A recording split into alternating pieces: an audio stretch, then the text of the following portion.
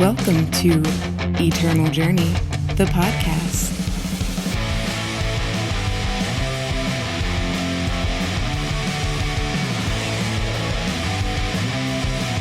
What is up, everyone, and welcome back to another episode of Eternal Journey, the podcast that talks about all things eternal with a focus on limited play. I'm your host, Jedi, and this is episode 39 of the podcast. And this week, I have two special guests with me today that are going to be doing some deck building. In fact, we're going to be building a seal pool. For those of you that don't know or need clarification, every month on Eternal, there is a new league that goes up where you are given X amount of packs, have to open them, and that is your sealed pool to be able to build a limited deck from it. Every week we get additional packs to continue modifying and evolving the deck, and finally having a leaderboard at the end of the month.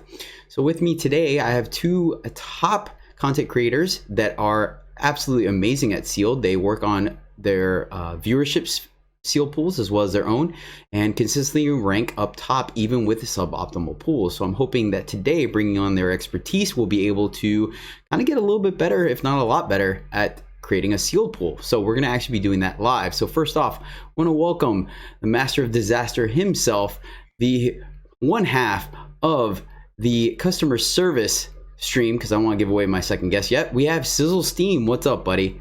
Hello. He waved for the YouTube people. So the people that are on iTunes and SoundCloud and everywhere else, just imagine Cizzle waving, like an extremely sizzling dude waving. That's what happened. I'm the guy behind the guy. I'm the dude in the chair.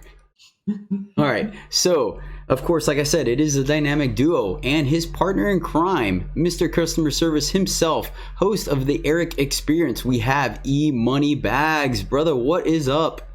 Hey everybody, thank you Jedi for including me on this, and feeling good. Just want to help out where I can. Sweet. Yeah, he is the host of the customer service stream, so any questions you have about Eternal strategy, seal pools, all that good stuff, you can go on his stream live, which go ahead and plug it right now, and we'll plug it again at the end of the show. eMoney. Okay, that one happens on Sunday, every Sunday now, 5 to 9 p.m. Eastern Standard Time. And yeah, just try and help out wherever I can. You bring me deck lists, you can bring me questions, and any concerns with the game, and just help out. There's not a lot of gameplay that happens on Sunday. On Sunday, it's not a lot of gaming. It's just me trying to serve whoever comes in. It's a lot of shuffling cards around and complaining about how there's not better cards to be shuffled. Whatever. Oh, so you guys have Brian Kibler on set? Is that what's going on? All right. Channel his spirit. That's right. Kudos to anybody who gets that reference. He's a card shuffler. So just for clarification as well, eMoney is also one punch in game, just in case you have played against him. So keep an eye on that. You might actually already friend him.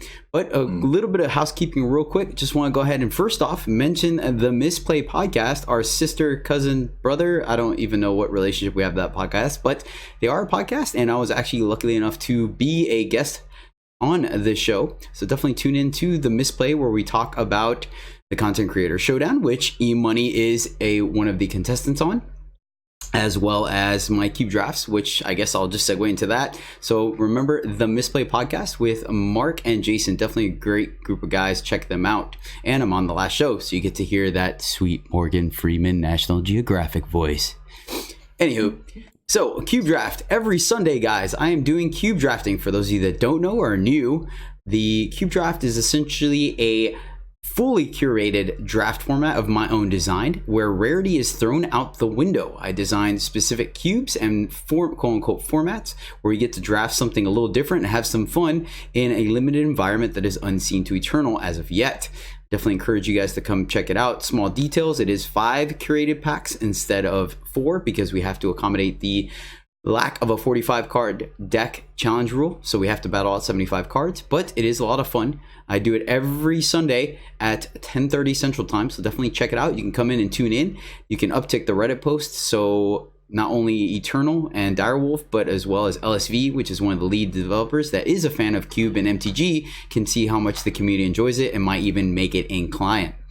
And of course, you can catch all that if you can't find it online or live.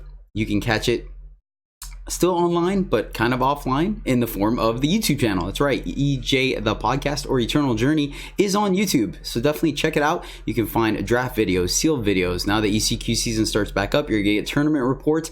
And I tried to do every event that comes on so you guys can find out whether you want to do it or not. So check it out once again, EJ the Podcast, or search Eternal Journey on YouTube. As this week, as of recording this one, this week's cube draft on Sunday is going to be a set 1 throwback. That's right, guys. So I went ahead and put together a cube that is going to do my best impression of set 1 of Eternal. So if you drafted that way back in beta, you can check it out. If you never have, come join in the fun and test your limited metal on a draft format. But all right, guys, that's it. Moving on to our subscribers shout out. No new subscribers this week, but that's all right. We got plenty of resubs to the Jedi Order. We have Gbrum, Celtic 7 Guardian, Old Loser Gamer, and Raven Dragon 2015. Thank you guys so much for the resubs. Really appreciate it. The ongoing support is immensely valuable to me. Lets me know I'm doing the right thing and you guys are enjoying it, so I continue to do it. And of course, shout out to all my returning subs. We have a couple. They're on the precipice of getting their Darth Maul lightsaber, which I'm super excited about. So definitely looking forward to seeing those in chat. And finally, the most Greg, another fellow streamer with the raid hookup of 432 strong this week. Really appreciate the support from the community. Once again, this is a fantastic community. We are all extremely kind and not toxic in the slightest bit, which is extremely surprising for a trading or collectible card game. Cizzle, I can see you. Yeah. By the way, the most Greg has one hell of a rating.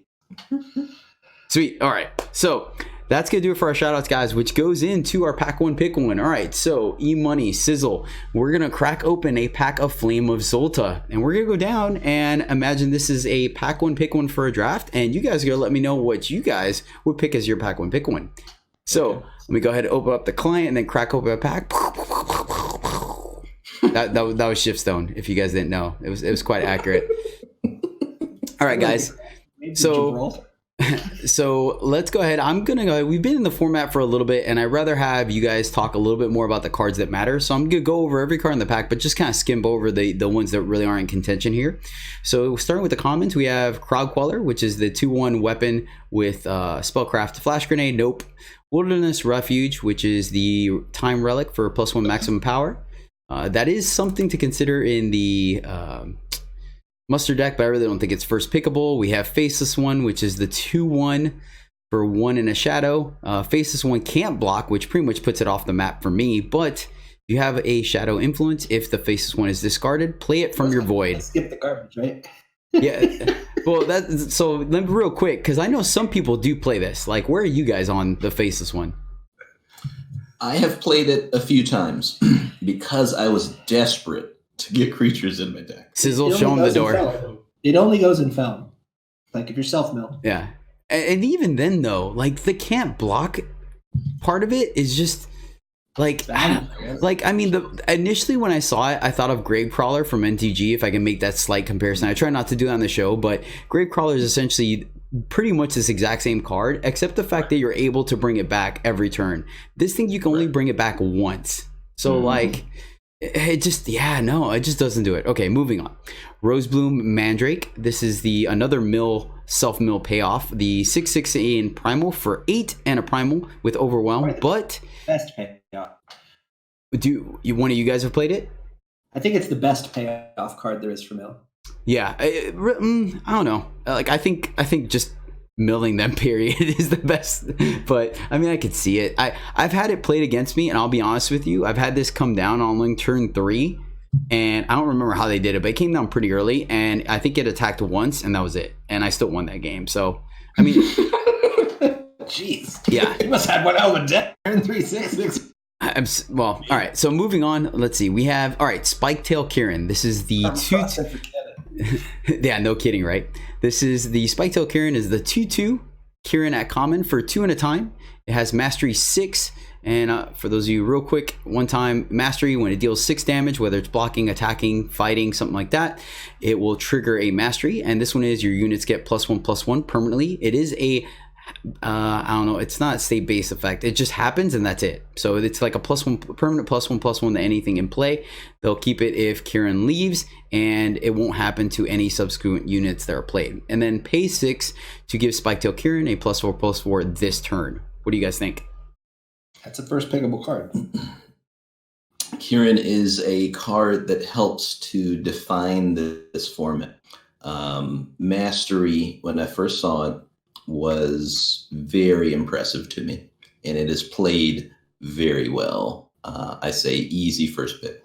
Yeah, I mean, the thing about Mastery is that it's what Limited wants to do. You want to send your units and have them bash against each other. So you're kind of getting rewarded for doing what you want to do anyways. All right, next up is Chant to Grodoff. This is, I mean, some people play it, so I'm going to mention it. I personally don't like it, but I'll see you guys' take on it. So real quick, it is a slow spot common for 2 at a time. Each unit in your hand gets a +1/+1 and overwhelm. So I will say I literally just lost to this. It actually ended my draft last night, I believe, when someone went turn 2, Chant to Grodoff, turn 3, Chant to Grodoff, and then played 4 units. That's what you won it, right? But once again, yes. One of the big things I am on this show is that I look at all aspects of a card, not just best case scenario like that. So yeah, of course, I just straight up point blank lost to this card, but I still don't think it's good, because if you draw at turn 8 and you have maybe one unit in hand, like, so where are you guys at on it? Chant is an interesting card. I always say it's a card that I have played, and a card that I believe can be good. But yes, like Jedi just said, you have to be careful with Chant because it ranges so far between being good and being terrible. Yeah, admittedly, it's a high ceiling, low floor card. I tend to avoid playing any high ceiling, low floor cards because the floor is too low on this one. Dead draw turn 8 is not what you want to ever have happen in draft. I think there's other reasons it's particularly bad in the format, and that's the fact that using it on turn 2, which is when you want to cast it, kills your tempo against a format that has mastery. So for that reason also, I think it's very, very bad. I would play it as filler in a deck that has a bunch of big dumb dudes that don't have a way to push in, because I think the overwhelm becomes relevant on those bodies. Okay, right on. Sweet. So we're still on Spiketail Kieran. I could get behind that. All right, so next up we have Sunset Priest. This is a 3/3 elf cultist at common for 3 and a shadow. And it has summon. Each player discards the top 3 cards of their deck. What do you guys think? I use Sunset Priest a lot to help fill up the curve for my shadow decks. I really like 3/3s for 3.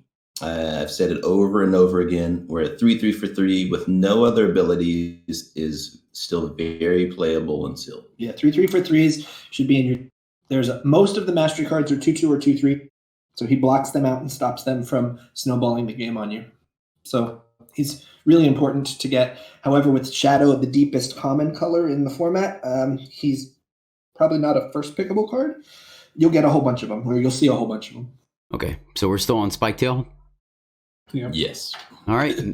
The last of our commons is Warbrush Oni. This is the 2/1 Oni at common for 2 and red or fire, and summon. Each unit and weapon in your hand gets +1 attack. And see, I feel like this is just a significantly better Chant to Grodoff because you get a body on it. Yes, the buff is a little less, but maybe a little more because it also hits weapons. But the fact that you get a body makes it relevant.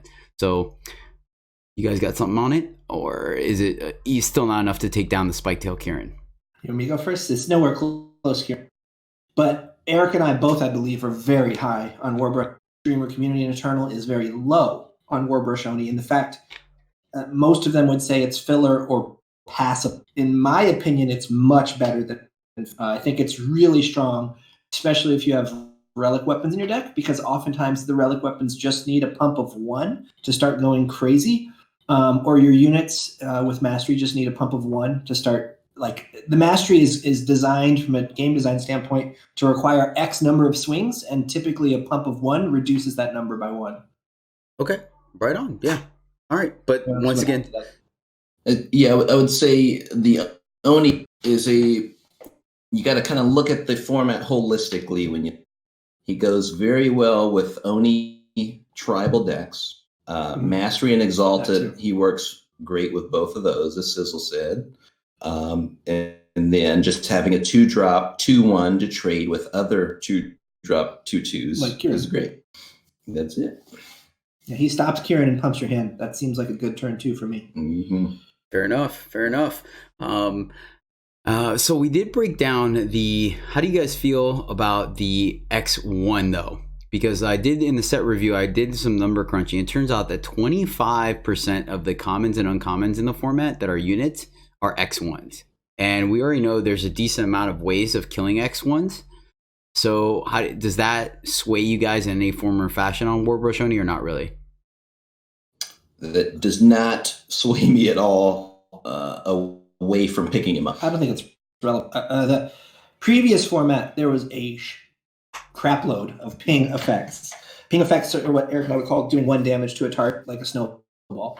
But even like creatures that twist to ping or come in and ping Forge Wolf or whatever. So the ping effects is what you need to look at to evaluate the impact of what does 1 toughness mean versus 1 health, mean versus 2 health.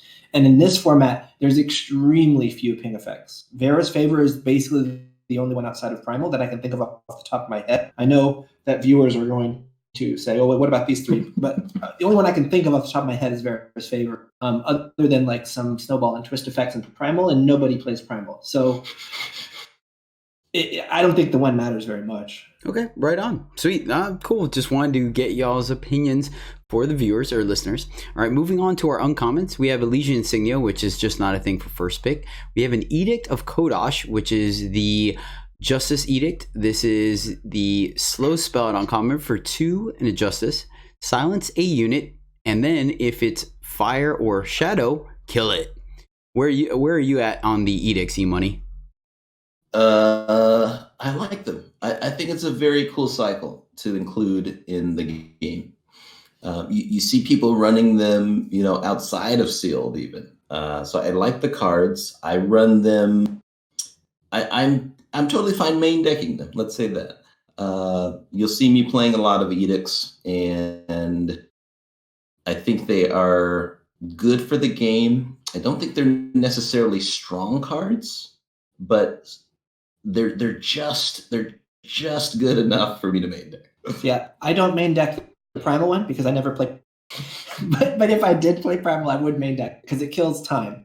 The 2 factions you really want to kill are Time and Shadow. So if your Edict can kill Time or Shadow, I think it's better than the other Edicts in a main deck situation. If I have loot effects or merchants to shuffle in the way or put in the market, then I think they're better also. So if it's a dead draw in your hand and you can use it as a card to filter, then that's perfectly fine. Like Rainfall Accord or any loot effect. Right? Okay, so let me put you guys to the test. Does it beat Spiketail Kieran?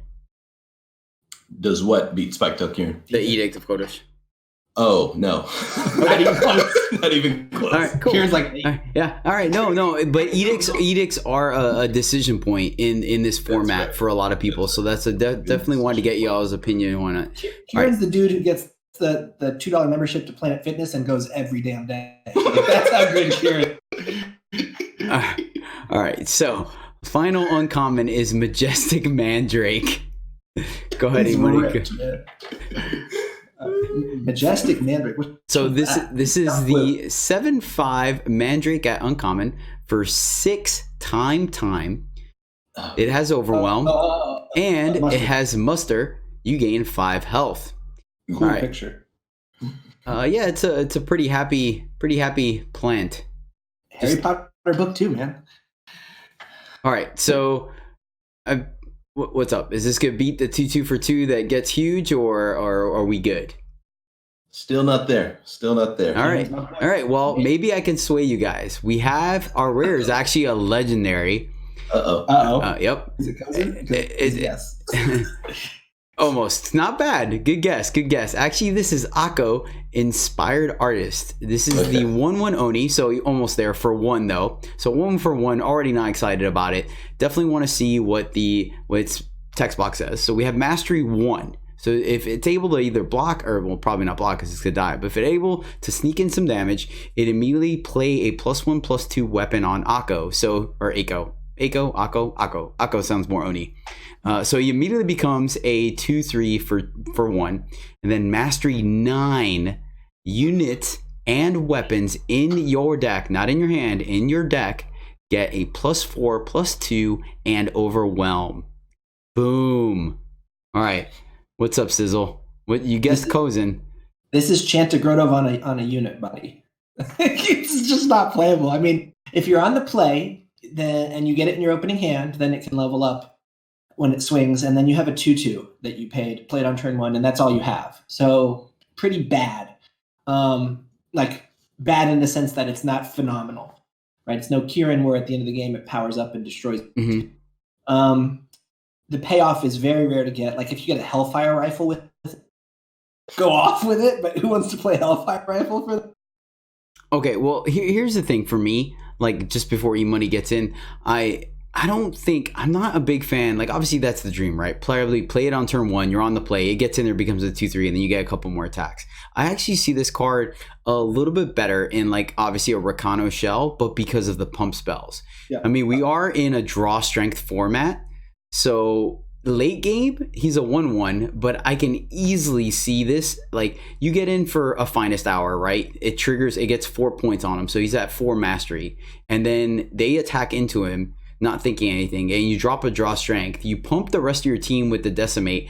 This guy gets another, +4, +5, +6, which is not unheard of on a draw strength, and now you get the 9 mastery, and all of a sudden the rest of your team that's on the top of your deck gets a +5, +3, and overwhelm. So the rest of your team that's not in play. Correct. I mean, yeah. Eventually draw 2. Yeah, without a doubt. Yes. and of course, what's gonna happen is then your opponent's immediately gonna play a Sunset Priest and mill all 3 units that you pumped. Why do you always go to what your luck is on stream? Gotta be careful about breaking. Or if you're me, they will somehow immortalize the street urchin from their void and then twist it twice and get both the units anyways. I would literally break my camera if anyone ever did that to me after I set that up. I consistently hear people, both streamers and in chat, say, but this card is so great with the pump spell. And my response to that is, can't you say that about every single unit? Like, I would rather have a unit that's great on its own and great with a pump spell, like Kieran is. Yeah. Well, I mean, there is a thing. So that scenario that I just pointed out still leaves you with a 1/1 or a 2/3 on the board. Right. Like Akko is still going to be a 2/3 at the end of all that. So 100% a meme constructed card, from what I can understand. And even then, the payoff is 2.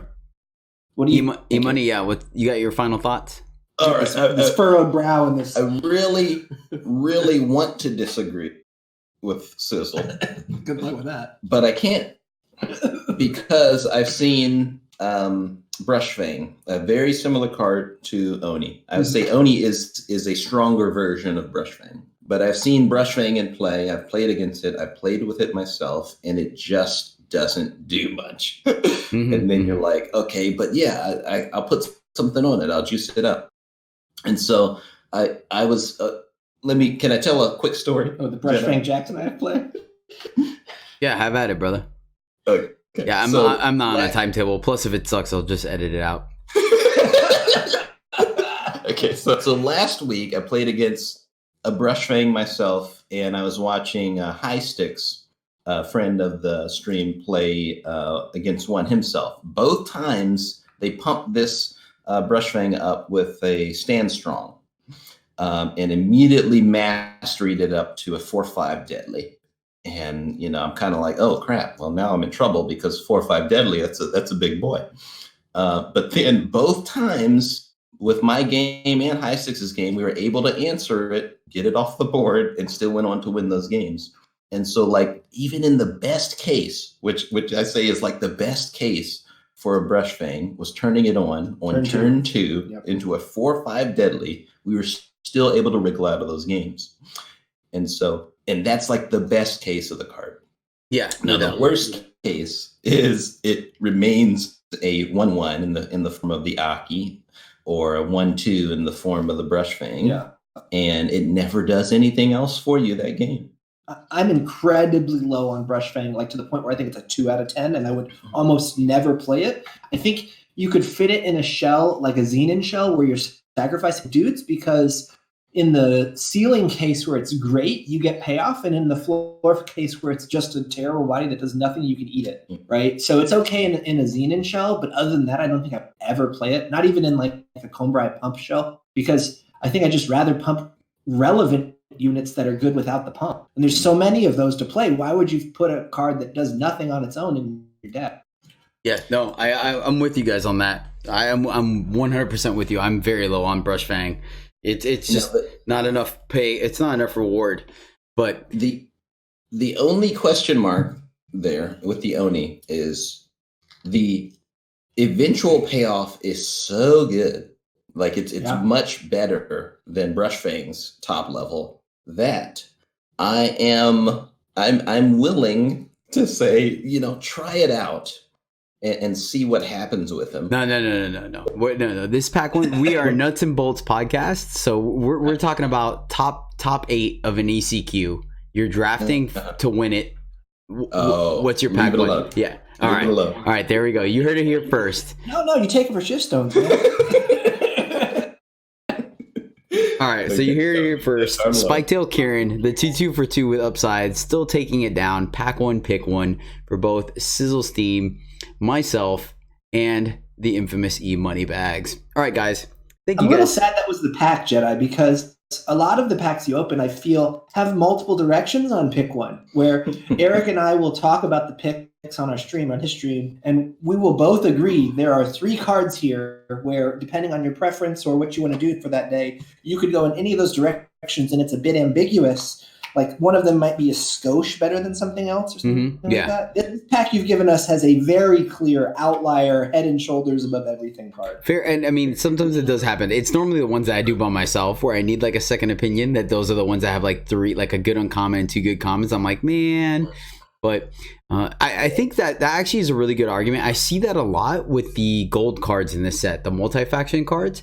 Because I think there's 3 of them that are all very competitive with one another, and you're always hesitant to take a 2-faction card, pack one, pick one. But I mean, they're just that good that if you're in the right lane, the payoff is just absolutely huge.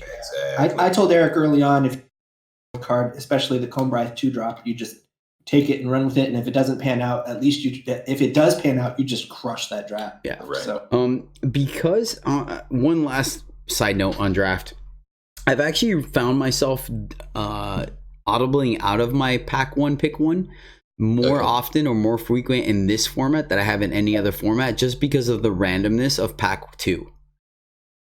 So like there's one draft I was super proud about. The games were absolutely horrible, but I posted on YouTube anyways because we started with a Shenra Speaks and made like 3 Combray picks.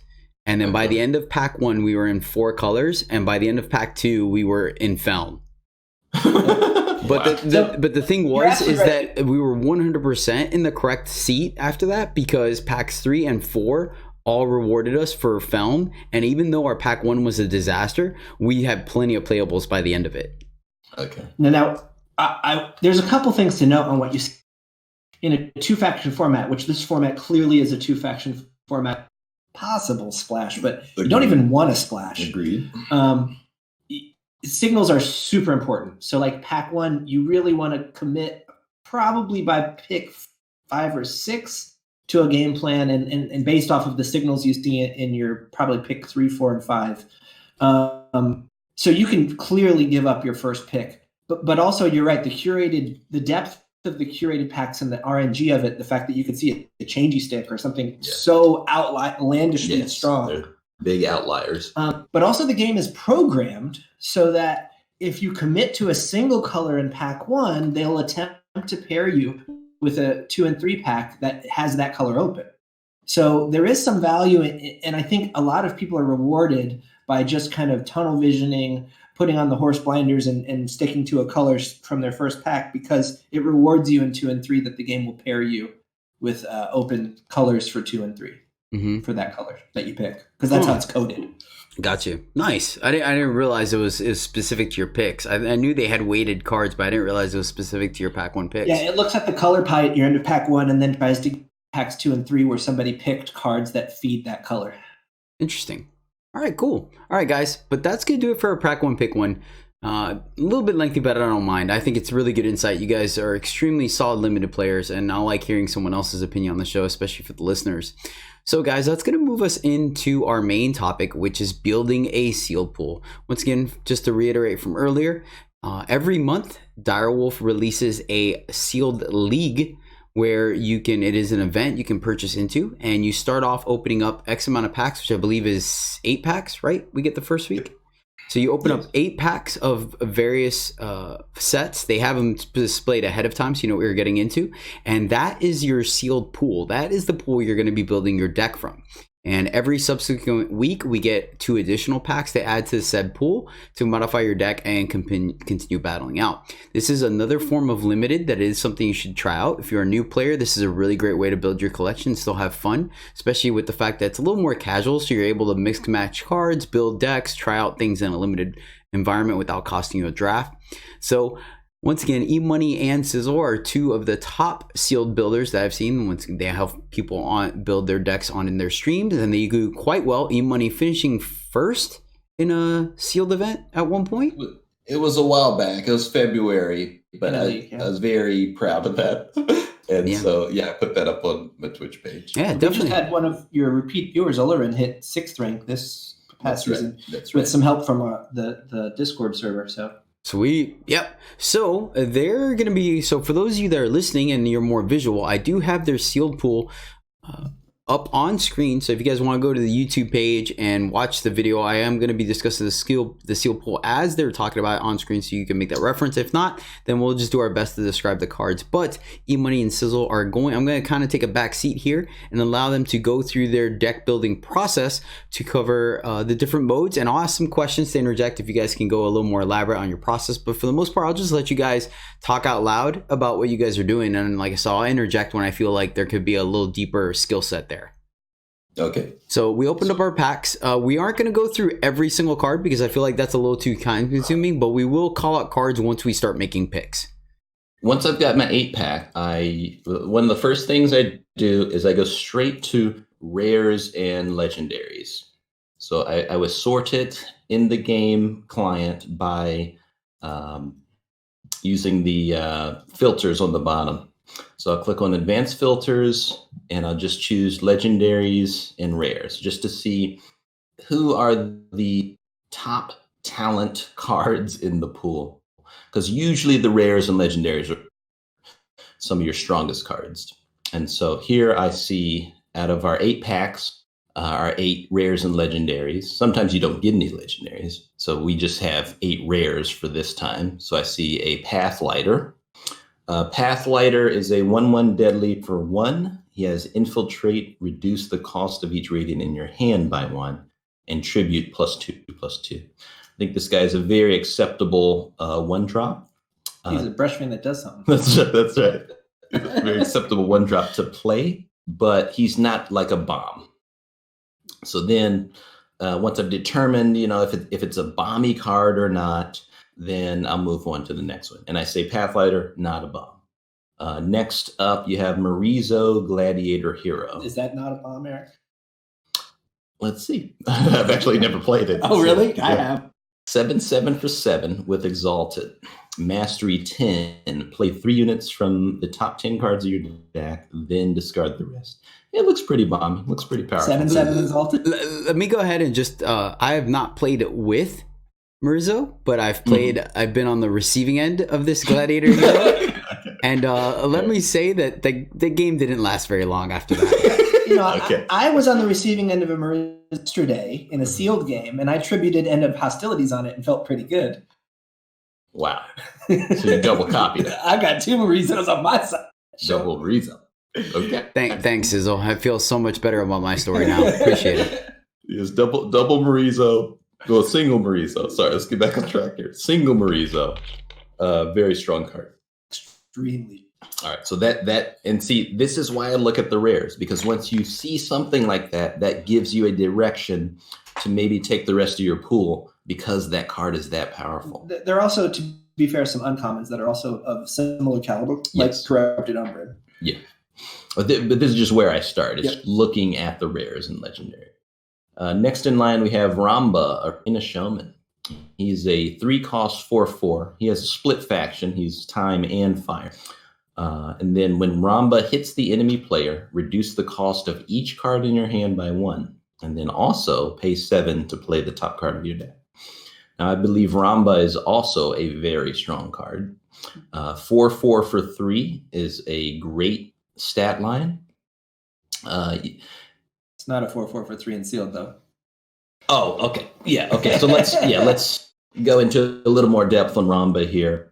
Because of the way his influence splits, it's very hard to hit him on 3 or 4 in sealed because he has a double influence cost.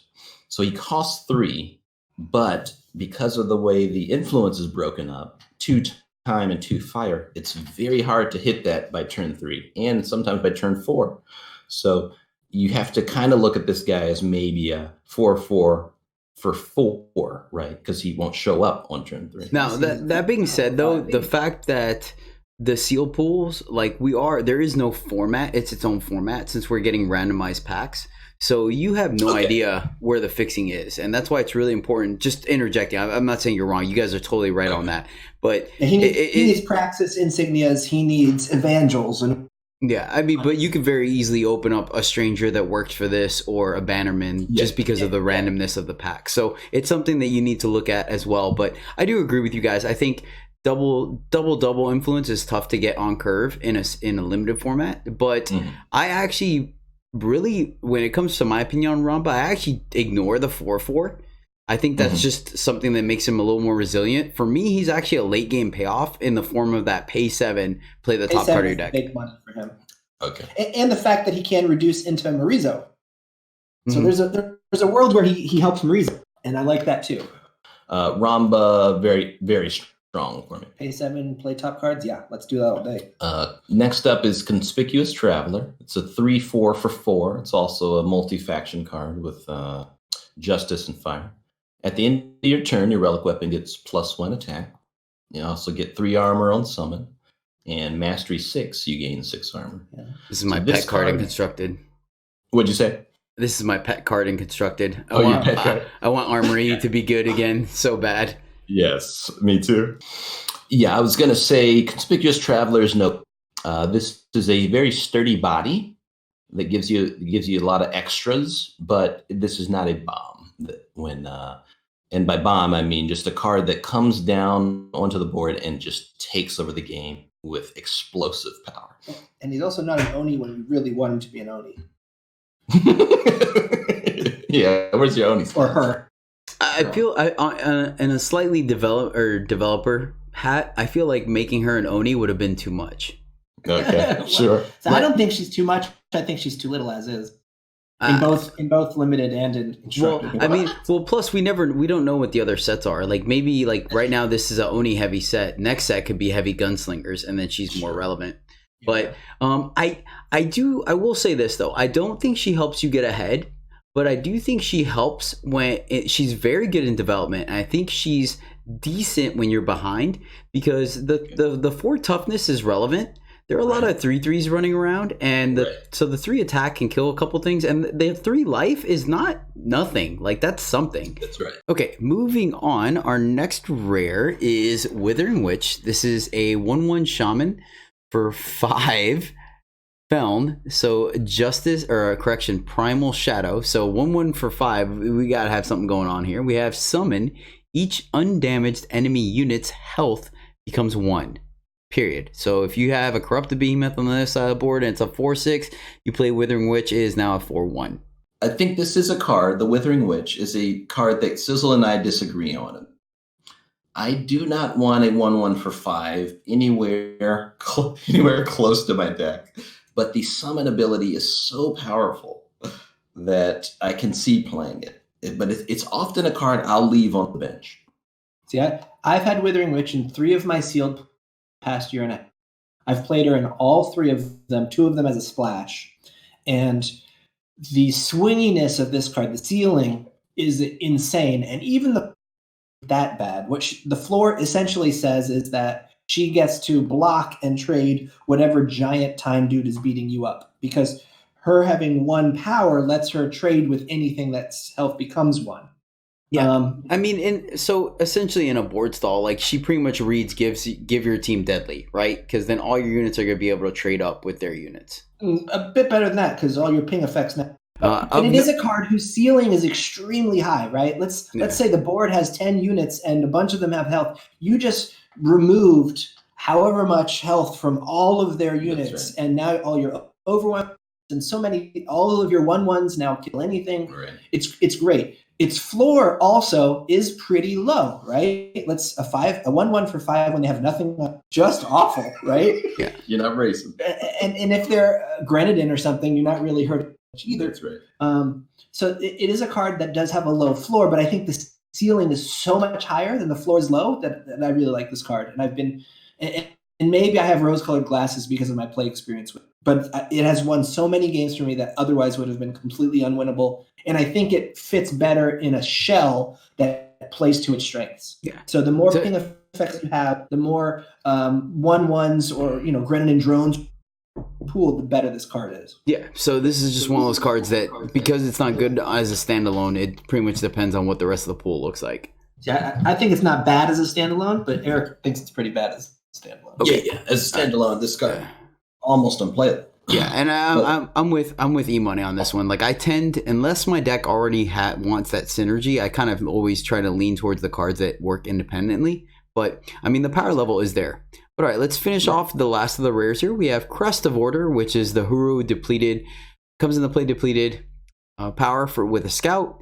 You have a Master's Lesson, which is a slow spell for 4 Justice Primal. And it says Mentor, so you target another unit and draw a card for each of the students, i.e. the card the unit you targeted, battle skills. So what, best case scenario, you're drawing 2 cards off of something that's like flying and lifesteal? Master's Lesson is a Rube Goldberg experiment in a card. Yeah, all right, you gotta set up some hoops and pulleys and stuff to get that thing to do anything. And then you're sitting there high-fiving your friends while your opponent's like, sweet, they time walked. You glazed over the crest. The crest, there's one interesting thing I'll say about the crest that I think a lot of people don't do. And the Huru crest, let's say you get the Huru crest in your pool. If you're playing Primal and not Justice, or you're playing Justice and not Primal, you should play that. We hadn't even gotten to the crest. He passed over it. Yeah, I mean, I figured we were going to talk about it when it came to fixing, so that's why I just wanted to finish off the rares. That's all. But no, that's a really good point. And let's go more in depth in that when we get to the fixing part, because I do like that. I like that point that you made very much so, Cizzle. And the last one that we have is Shenra Speaks, which is a slow spell for 5 double time, double justice, kill all units. So effectively the new harsh rule, but it has a decimate. So decimate, you can sacrifice 1 maximum power to have it have an additional bonus. And for this one, it silences all the units before it kills them. So it kind of stops immortalized shenanigans and stuff like that. So let's go ahead and get your input on this last rare before we go into some more deck building. Cards like Shinra Speaks, you refer to them as sweepers or wrath cards. It's a term from Magic. And they kill all the units, just take them all the way off the board. And in general, these cards are incredibly strong for sealed formats. I would highly recommend playing these every time you get them, if you can fit them in your deck. Yeah, this is probably the strongest bomb in the pool. If you ask me, maybe Mara's really nasty, but he does cost 7, so there's a big drawback with. But Shenra Speaks is basically a 3-for-1 or a 4-for-1. If it's and you slow roll up and take a little bit of damage up front in the game, maybe go down to 10 or something and just wipe them out. It's disgusting. And now, because it costs double influence, less consistent than Harsh Rule, right? So maybe you can't cast it till 6 or 7. And that is a huge disadvantage compared to Harsh Rule, but it's still super strong. Yeah, especially in a limited format where people aren't going to be playing around it. Like, in Constructed, it's like, okay, they're playing Justice, so I have to play around Harsh Rule. But in Limited, like, since it's a rare, you're going to see it at rarity. So people aren't really playing around it, which gives you a huge advantage. And I think is one of the reasons why sweepers are so powerful and limited. That's our rares. So what's next, E-Money? All right, so after I look at the rares kind of give me a direction, but it's not the be-all, end-all, right? Then I go color by color. So I'm going to sort the pool. So let me interject a little bit real quick. Is there any of the, like, did you get any kind of direction from the rares? Oh, sorry. Okay, yes. So the direction I get from these rares is time. It looks like I want to be in time because of Marizo, Shinra Speaks, Pathlighter, although he's not a bomb, he's totally acceptable 1-drop, and Ramba. Those could all be included in that final build. Mm-hmm. Okay, all right. So you'll probably want to start off with time and see if time as a whole is playable. Yes, I always look at everything now because I never want to overlook a better deck. Mm-hmm. But yes, this points me towards time. Okay. Yeah, I think a lot of people don't like the build process, and so they just pick something based off the rares and build it and play. And that is a surefire way to not make the best deck. Oh yeah, are you kidding me? I love the build part. I feel like There's a lot of people who puzzle. don't like it. Yeah, I can understand that. I can understand. There's too many decisions to make. You don't like to make cuts. You got to worry about curve. I get it. Okay, so go ahead. Continue on with your process. All right. So then I don't necessarily start with time. I usually just go in order. I'm a very linear thinker, and so I just start from fire because it's the first one on the bottom of the screen, just going from left to right. Mm-hmm. So then I go into fire, and then here is where I pick out every card that I think is playable, and I just throw it in to the pool here. And I do the same thing when I look at color by color. Is when I see the creatures, I don't do the spells. I just do the creatures when I do it. I don't know about you, Eric. I just put in everything. Okay, because I want to see the curve of the creature curve, and this plays into Sly, which is a deck building, I guess, expert level or intermediate level skill, whereupon you want to look at making sure that your deck can do what's called curving out. So maximizing the potential of the deck on each turn to ensure that you can squeeze out damage and defend yourself in the early game. I mean, looking at fire right now, just for me, I see, you have 2 Warbrush Oni that we just talked about, so no reason to go in depth on that. We have a Teething Whelp, which is a phenomenal 2-drop, and then Oni Ronin are pretty much the ones that stand out to me. So as far as is actually on the same level as some of the rares. Like, it's probably the same power level as Marizo, if you ask me. Oh wow! All right, that's a statement. Yeah, it is a statement. All right, so. You disagree with it? Yes, I don't think it's Marizo. Yeah, but it's a very good 2-drop. Marizo costs 7, so he's not end all be all craziness. He's right, not like I agree. I agree. Considering the guy that played 2 of them, how much longer did that game go? Cizzle. No, I stole. He copied and got to. Well, I'm just saying. I feel like if you asked your opponent that game, I think he might make an argument. They might be end all be all. Sure. Soul's Rest is pretty good. Soul's Fury. Yeah, I'm throwing in Soul's Fury. I'm throwing in a Drifter. I'm going to leave Forge Wolf alone. He's a 1/1 for 1 with an ability that is negligible. So Forge Wolf does not make the cut. Mm-hmm. War Painter is in.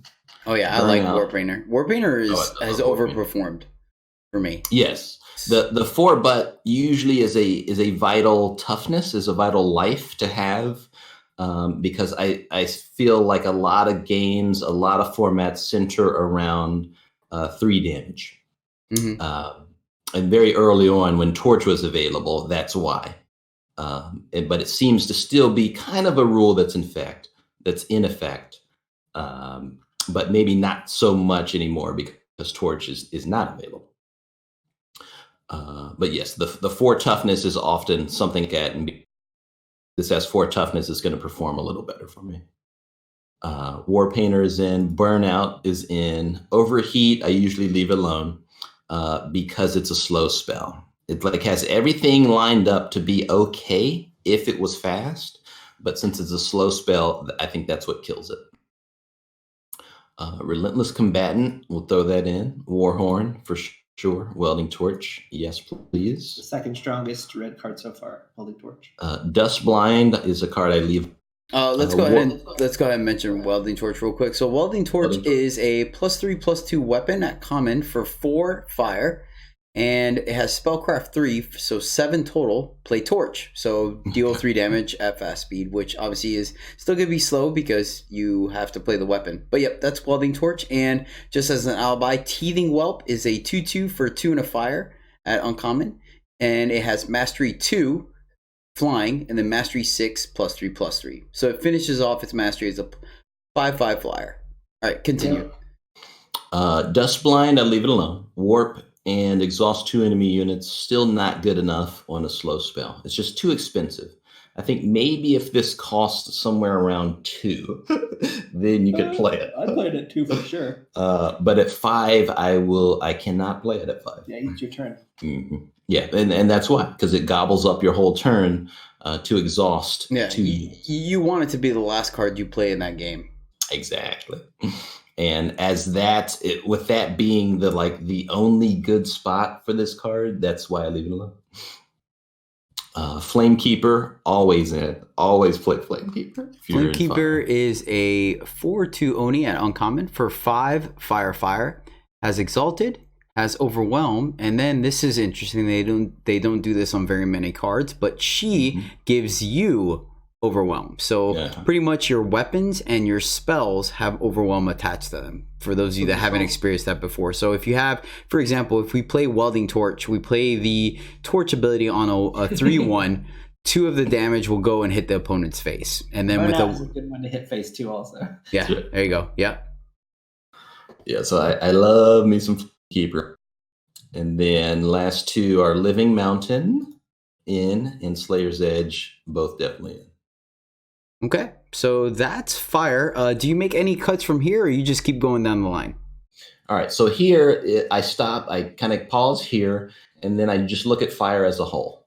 Just kind of getting the feel for, is this a color that I would like in the deck? And it looks like the fire definitely is a color I would include in this deck. We have a good curve of creatures. We have 1 through 5 all supported across the line. I have 2 burn spells in Soul's Fury and Burnout. And then we even have some pretty strong attachments with the Warhorn, Welding Torch, and Slayer's Edge. Yeah, the Warbrush Onis are a particular interest in the fire build because 12 of the 14 cards that we've set aside are affected by Warbrush Oni, which is phenomenal. Mm-hmm. And the curve is aggressive. The 3 slot, so we could pair it with something that has a deep 3. It's important to note that fire can't handle something big. Yeah. Period in the format. And so because of that, you usually want to pair fire with a way to remove something giant, like Shadow to have unconditional removal, or Justice for a sweep spell. All right, so moving on to time, I'm going to throw in Metal, Pathfinder, Spiketail Kieran. Those 2 work well. Amber Ring, I believe, is playable. I'll put that in. Spiteful Lumen, yes. Watchful Amanera, definitely. Wilderness Refuge. I would say it is playable, so I'll throw it in. Double Recruiters, Cult Recruiters. Horn Vorlunk in. Wormic Chanter in. Grauda's Favored, yes please. Marizo, yes please. And that's all the time. That almost felt like practically all of it, right? Yeah. I basically threw in all. Actually, yeah, you did. You threw all of time in. Okay, cool.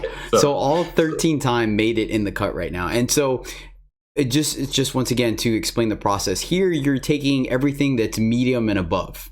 And adding it to deck. You're not making cuts right now. You're just trying to see every card that could potentially make your deck, as far as in the colors you want to be in. That's it. Okay. Now, Lumen's not given any Wisp Deadly, but that's okay. It's a 3/3 for 3. And I'm higher on Wilderness Refuge. Actually quite good in the format because bouncing a creature, the Lost in the Mist, is essentially a removal against that's wearing. And I think that's definitely relevant. And bounce in particular is much stronger in this format than previous formats because exalted weapons are around. Next up would be Justice. I like time. Time definitely looked like a color I could get behind. It can't remove anything. Can't remove anything. That's important to know. Justice gives me draw strength. I'm going to leave the harmless question alone. It's pretty harmless. Dancing Griffin, Prancing Griffin. I do not like the card. I leave Prancing Griffin in the side. Privilege of Rank. It's just drawing. It's just replacing itself now. The nerf hurt it so bad. So I'm gonna leave the Privilege of Rank alone for now. Guard Dog in. Good boy. Herald of the Parliament. The timing, Cizzle, the timing. Hybrid Sentry in. Canary. Let's leave him alone. Inquisitor. Probably need to leave him alone. Oni Stalwart in. Saddle Up, yes, and Cavalry. 7 cards. All right, so here. The last one was Longtail Cavalry. This is a 2/1 flyer with Exalted for 5 green. Card's fabulous. Yes. Mm-hmm. All right, so this is one of the reasons I do it by color here, because this tells me we cannot play green as a main color. We only have 7 playables that we pulled out. Even if you have like 5 multi-faction green cards, it's just not deep enough. Exactly. So it's too hard to fill up a deck when you are only starting with 7 cards that you want to include from that faction. Now, when you can't play a faction, the first thing I do is ask myself, is there any of these that I might want to splash? And the answer there is Draw Strength. Hell yeah. Mm-hmm. So there might be a Draw Strength splash in our future. Sure. Okay, so is Saddle Up good enough to splash? If your deck wants the 4/4 pump. Like if you have mastery dudes, if you have mastery dudes or dudettes in your deck, or if you're low on removal. Yes, I would say yes, it is, but it is deck dependent. Yeah. Okay. Yeah, because I mean, there's many cases where it might be either the same or better or worse than Draw Strength, but I feel like it can potentially fill that same gap to an extent. So. Right, so then next up, I have Primal. I'm going to throw in. I think Gift of Battle is good enough for me, so I do put it in for now. Okay. Icy Gaze. I'm going to leave it alone. Unstable Form. Sure. Linrai Evangel. Yes. Pock Slingshot. Yes. Tend the Flock. Tend the Flock is a card I really only want to combo with, so I do not start with it in. Violent Gust. A bit too narrow. Now you are an aggro player. Tend the Flock is actually not too bad in control. Giving you 3 blocks of a giant 7/7 is basically 20 and 2 cards. Seems good to me. Brutish Interloper and Cruelty. Yes. Greed's Reward. Man. No. I think you got to leave it alone. First Frost Shaman. Yes. Shamanic Blast. I don't really like anymore. I've played a lot of Shamanic Blast. Enrage Arachnodon, yes. Played a few. Icequake. I hate that this hits both sides of the board. Really? Imagine if it only hit it all. We'll put Quake in now, and then Draconis, yes. All right, so I have 10 playable blues off first cuts. Again, that's going to be pretty thin. 5 units, and 3 of them are 5+. Yeah, exactly. So looks like blue is not going to be able to make the cut for final build for week 1 because it's just not deep enough. So Unstable Form, I want to say something about that card because I think a lot of people play that card. You read my mind. I wanted to talk about it. So good eye, Cizzle. Yeah, Unstable Form is a card that can transform a unit into another unit that is playable only in the format. Now, for Sealed, the format is Throne. So it can turn something into Tavrod in Sealed. But in Expedition or Draft, it cannot. Stick to the format. Let me break it down real quick for those of you that aren't familiar with the card. Unstable Form is an uncommon slow spell for 1 and a primal. And it has Echo. So when you draw it, it will immediately make a copy of itself. And you immediately draw it. So you draw 2 copies of this card. And it says transform a unit into a random unit that costs 1 more. So it is a unit. It can hit both your opponents as well as your own. And much like what Cizzle said, it is any unit of 1 cost more. So if you do it on a 3-drop, it could be any unit that costs 4. If you do it on a 6-drop, it's any unit that costs 8. Right. This card is blind to rarity. Whereas when we open packs, it's not blind to rarity. This card is blind to rarity. And you might be surprised to know that if you cast this on their unit that costs 3 and upgrade it to a unit that costs 4, you have a 19% chance to give them a legendary in the board state. That's right. And if the higher the cost, the greater the chance. So like if you cast it on a 5 cost unit, you have a 29% chance to give them a legendary. That sounds awful. In fact, it sounds so bad that you never cast this on your opponent's unit unless it's something that is doing irrevocable. I didn't know what you were trying to say. Like if it's an SST that's stopping your flyers or something, then sure. That's right. But you basically never ever cast on their unit. You only cast it on your upgrade them, or you use it as an echo card for looting and merchanting. What's your take on it, Jetta? It's the one of the last cards to make my deck typically when I play it. Like I'm personally a very conservative drafter, so I don't like randomness. I know some people like it because it's like high rolling and the memes and all that, but me personally, I like to know exactly what my deck is capable of and exactly what I'm getting out of it. So the randomness from Unstable Form, I've played it, but I've played it when I either needed removal or if my units were lacking, I wanted the potential to upgrade them or like maybe break a spell or like it's like I said, it's one of the last cards I include in my deck, typically for me. This card is fabulous with Withering Witch. I just want to point that out. All right, so I think we've come to the conclusion that we're not playing time, correct? Or Primal, I'm sorry. Yeah. Primal. Yeah, Primal is a bit thin. All right, so just to skip ahead just for a moment, because it's the only Skycrag card, we have Mortar, which is the fast spell for 4 Skycrag. So fire Primal, deal 4 damage. So obviously we already decided that we're not playing Primal, so that's off the table. But this is a later spell. You're really not even looking to play it on 4 in most cases, unless they just have like a Rumba or something you want to. So this is more of a late game card, and it could be the last card you play as well. And it's one Primal. So is this a card you guys are considering for splashing, or is that kind of already off the board? Yeah, I'd splash the heck out of that. It's a definite splash option. And we saw the Huru land, so there's a world where we're splashing green and blue, and we already cut green and blue as primary colors, though. Okay. All right. So let's move on. I believe we're at Shadow now, correct? Yep. All right. For Shadow, I'm going to put in Cabal Standard. I'm going to put in Horrifying Helm, I guess. No. I like Horrifying Helm a lot in a mastery.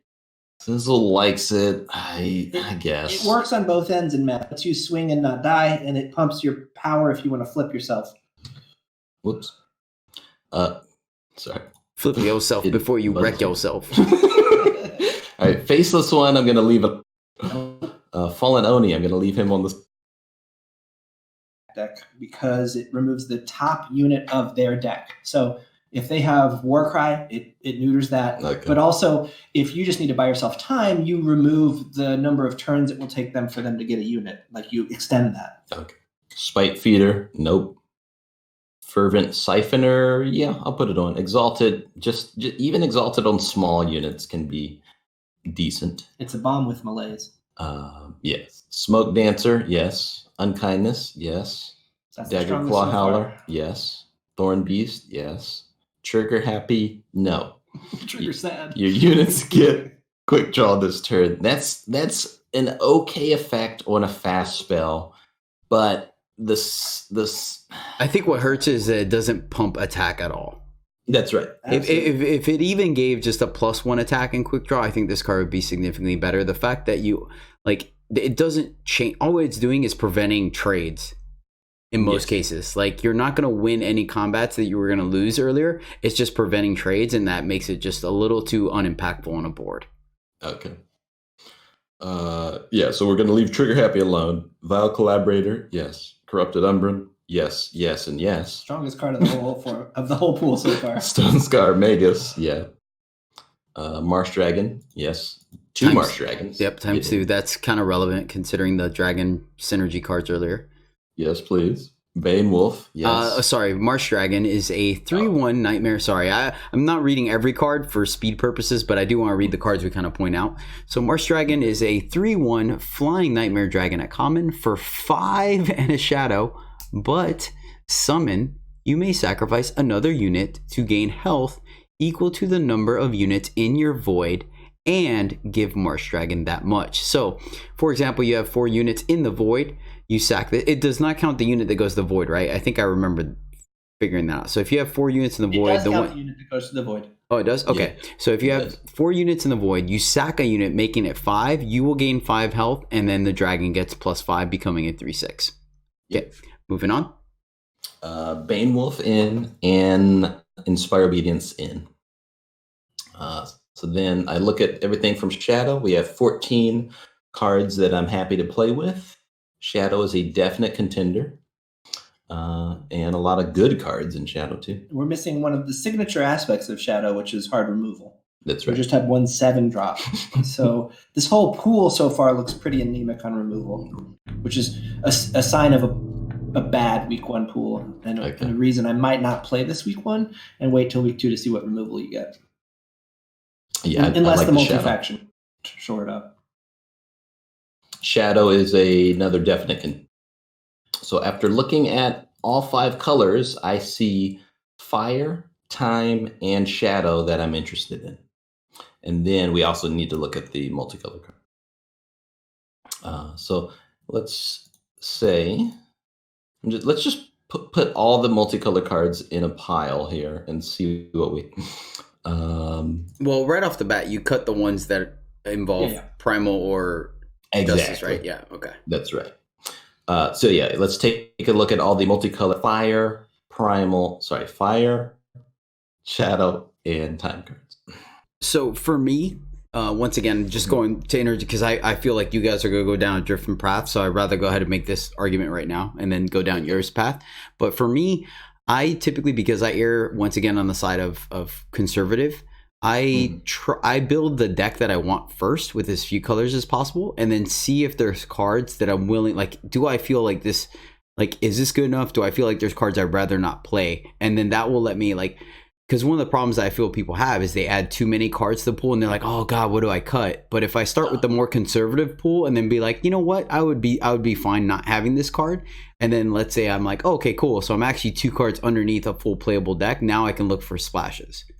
But right now we know we're probably Praxis, Xenon, or Stone Scar. What I would do at this point is look at what fix enabling I have, which gets me thinking about what's splashable to have context when I build whatever 2-faction pile it. But my brain like juggles all that at the same time I'm building. I'm like, oh yeah, I've got that mortar, so I definitely can splash blue if I go this direction, and I want that 4 damage in here. Yeah, so it looks like we're starting to divert. It's like we're at this point we move in different directions, but that's fine. I think that's what Sealed is all about. It's about finding a good, clean way or good way to build your pool and get to the best 45 you can. So looking at multicolor cards, for sure. We got a Rakano Insignia, which lets us splash the draw if we go into fire as a main, and I like that. Obsidian Golem, Cinder Dragon, Invocation. I'm going to leave it alone. It's not good enough unless you have just a bunch of life force, life steal in your deck. FYI here. The 2 Faithfuls, Cupbearer. Oh yeah, you're talking about life steal. You said a bunch, and you often exaggerate. It's not there. It's still not a bunch. When I say a bunch, like life force, I need like 8+, right? Because this card only fires off of life gain. You have to look. There's a lot in this deck. Invocation, but normally it's an auto cut for. Right.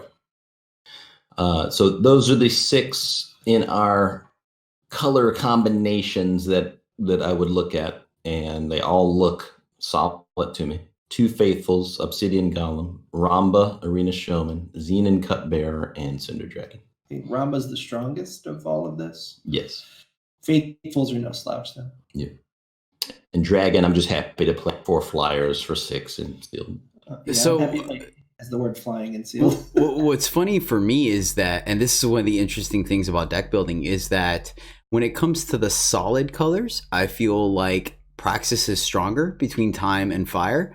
But then when we include the multi-faction cards, I feel like it makes Shadow the strongest because you have recursion with the Obsidian Golem. You get a great body with the Cinder Dragon being a 4/4 flyer for 6. You get 2 Nahid's Faithfuls, which could potentially trade in.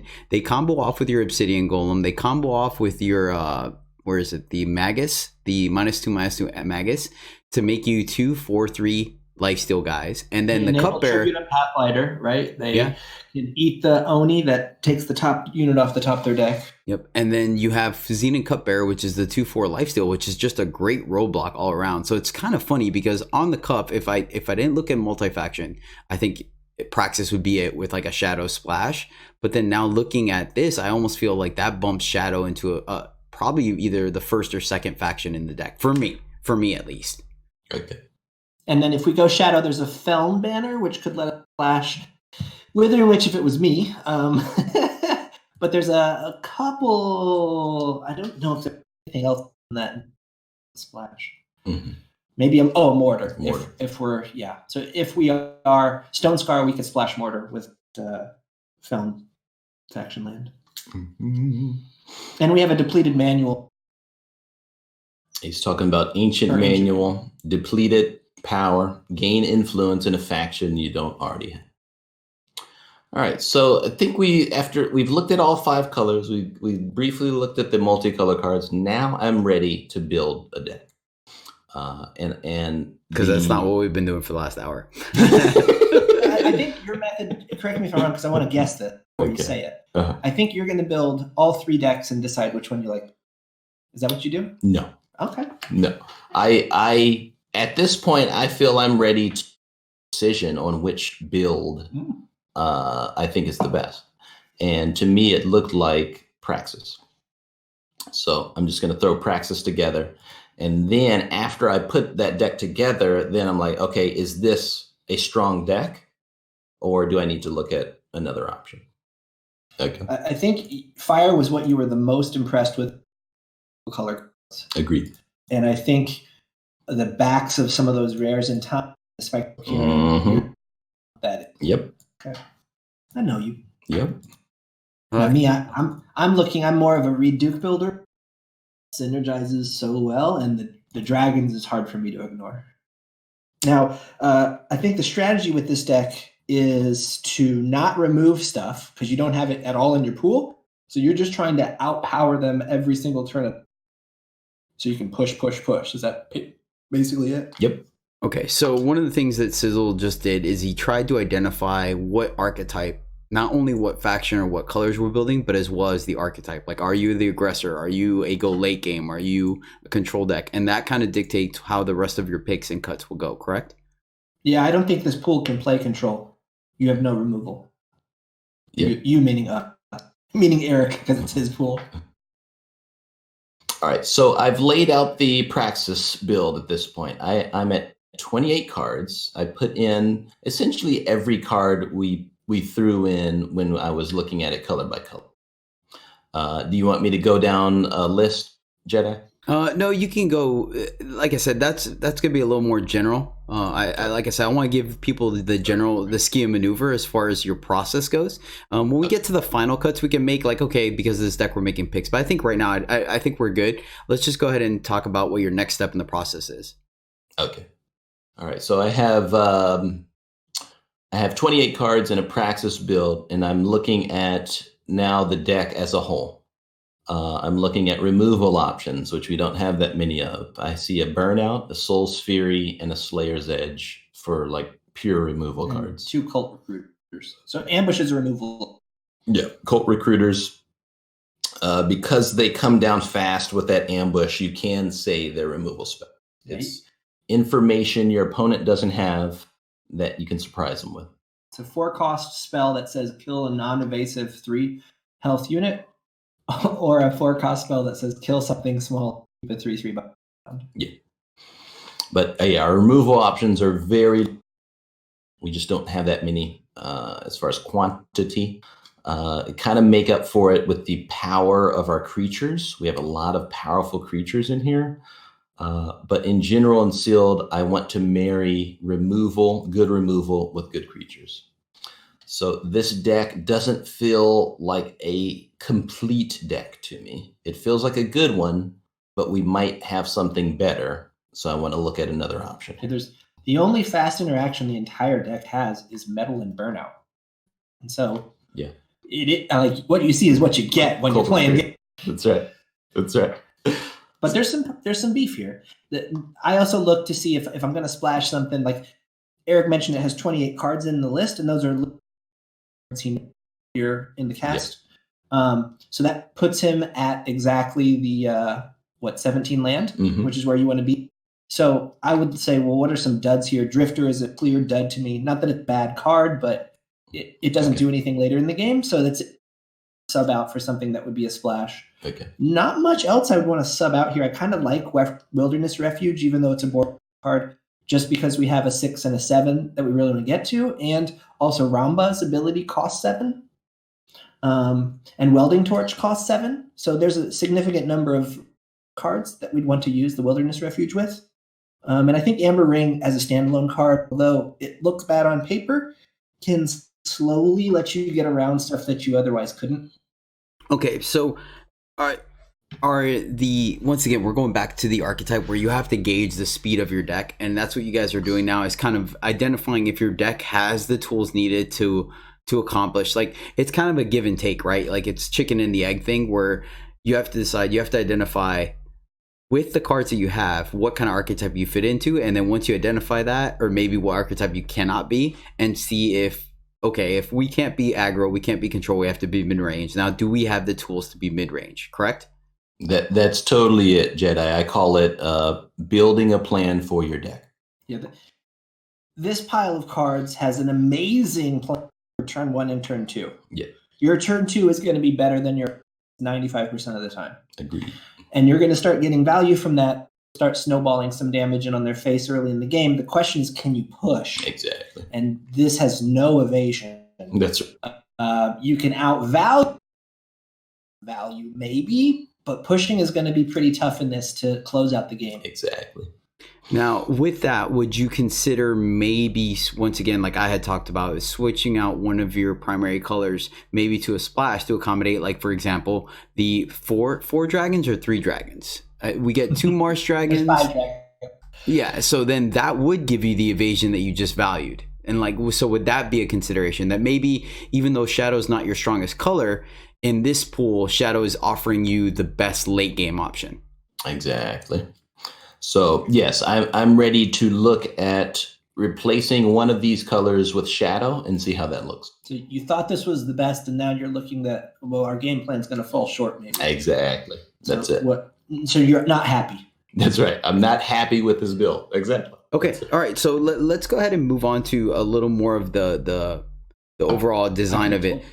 So now you looked at your primary color that you thought was the strongest and realized that the deck that you wanted to build was not there. So you looked at an entirely secondary build, and from there you decide whether you think this is playable or not.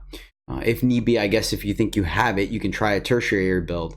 But if not, this is week 1, so now you have the option of whether to play or not. Correct? Right. That's right. And I think the choice on whether to play week 1 should be more dependent on what time you have available and less dependent on how. Because I think a lot of people have bad pools week 1, and if you're, I guess, stalling till week 2 because you're unhappy with the power of your pool, that's a poor reason to stall. You should look at what time commitments you can make. Am I going to be able to jam 40 games in week 4 or not?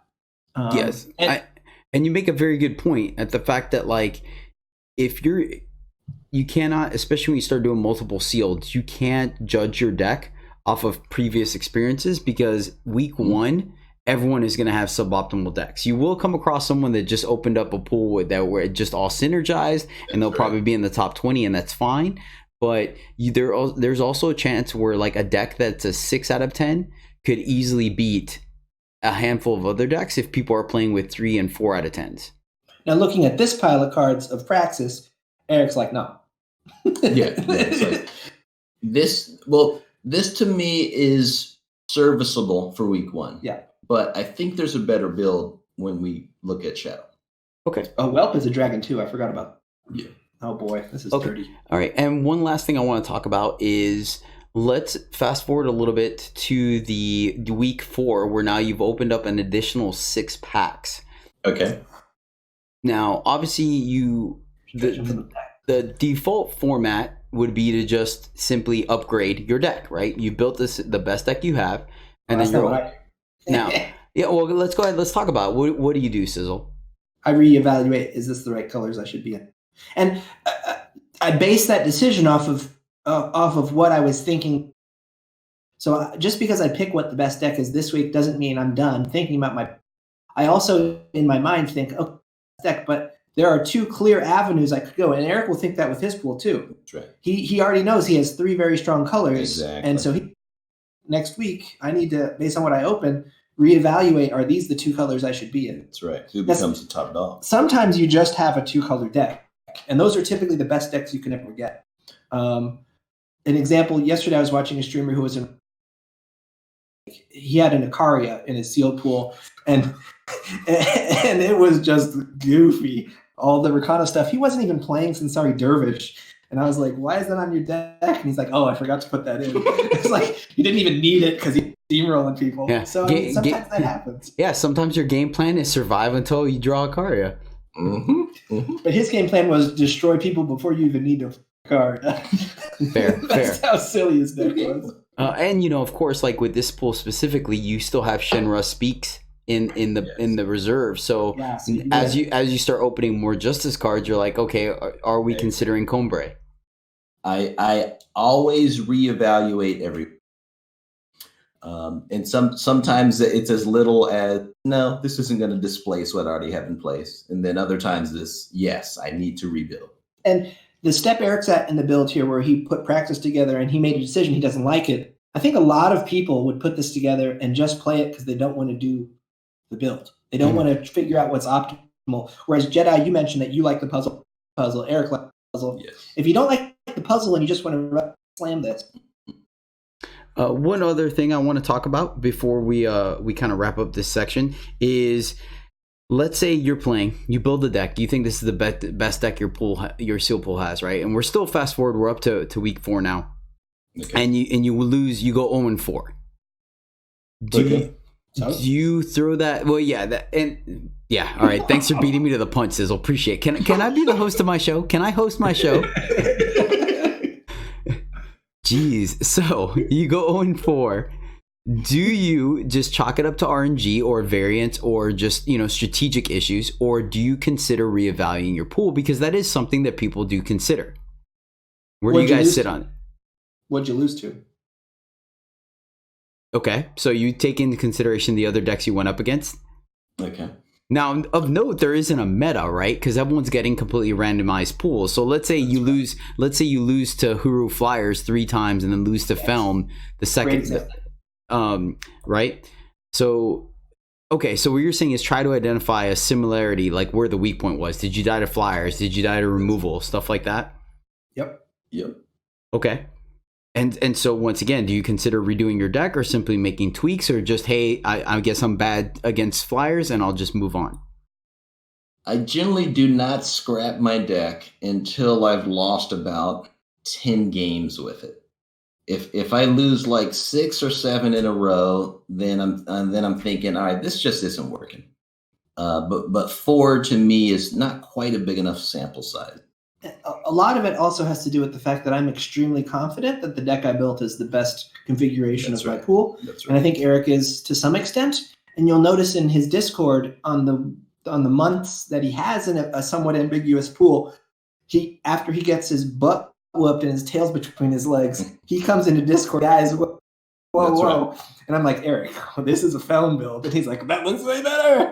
But that happens, right? So second opinions is super helpful. And there's tons of Discord communities that can help your viewers. It doesn't have to be Eric's. I mean, Cassandra helps out. Exactly. Even Yodabite will help out. Jedi, take it a Jedi. And Jedi, of course.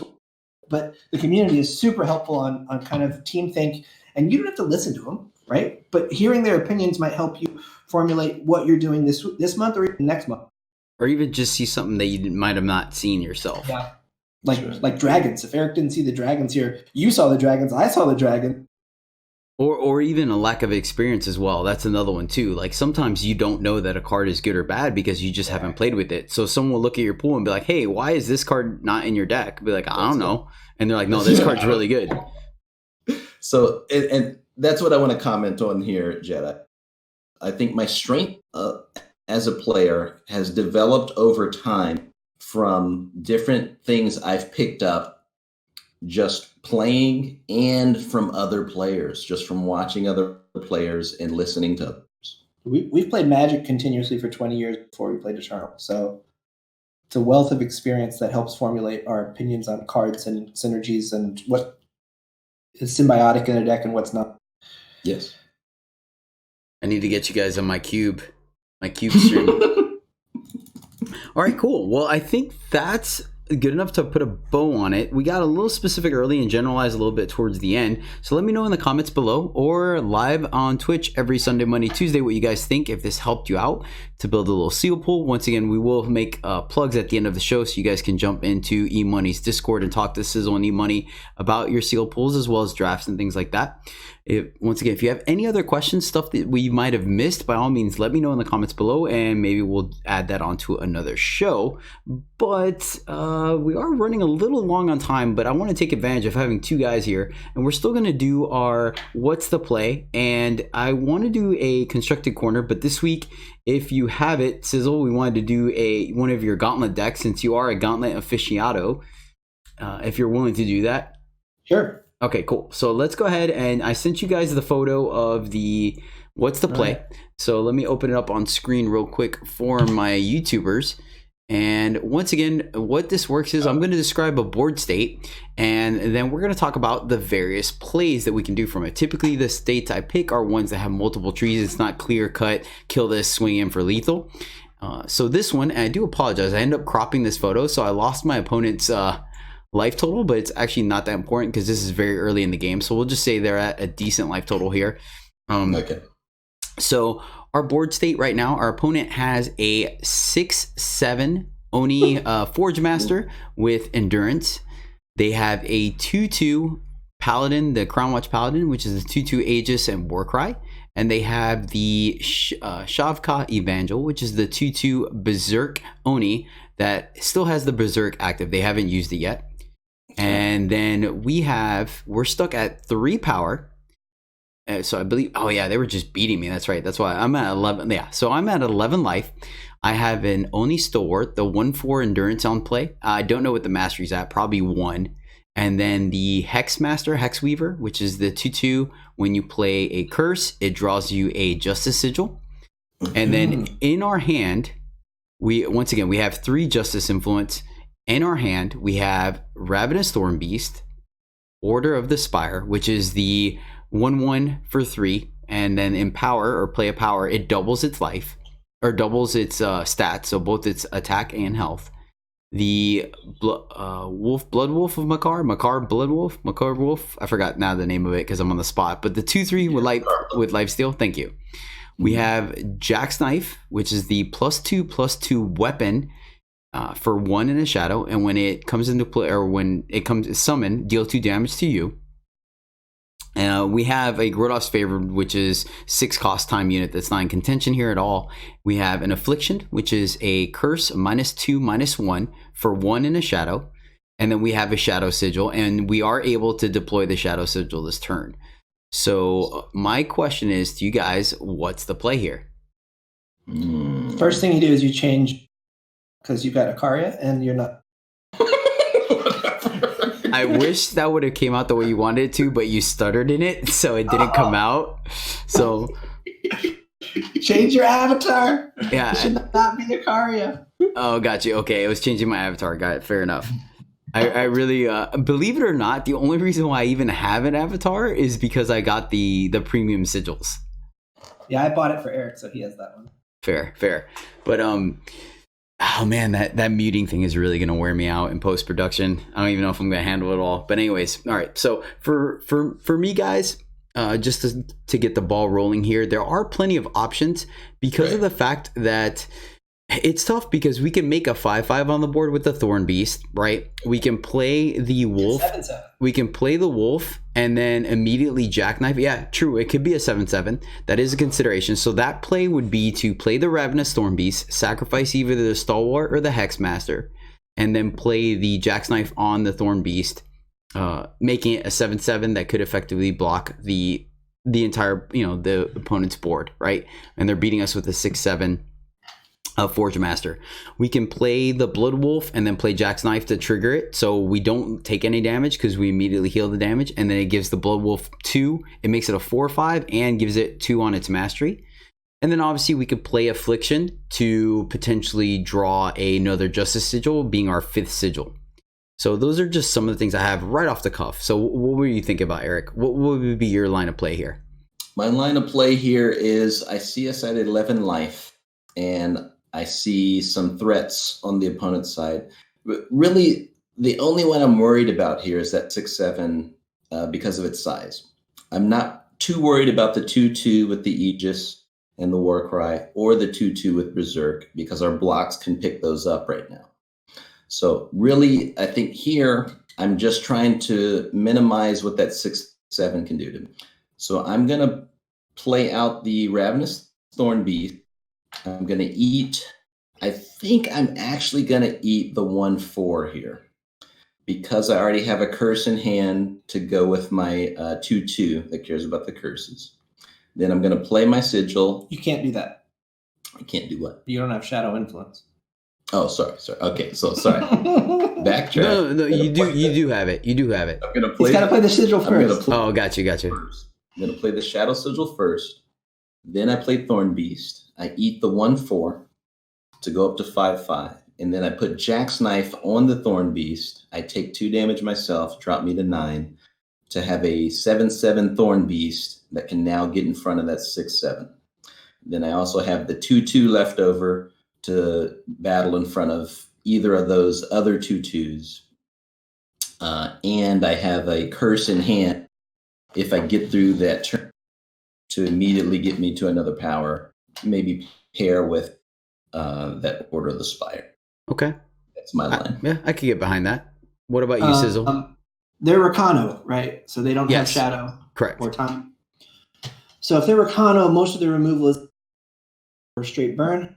So Eric's line does put a 7/7 in board that is difficult for them to deal with. But if they have a pump spell, they're going to pump over it with 6/7, and I don't like. Then I'm in trouble. So the way I see this is I want to their next turn, and I want to have a unit that no matter what is going to destroy them.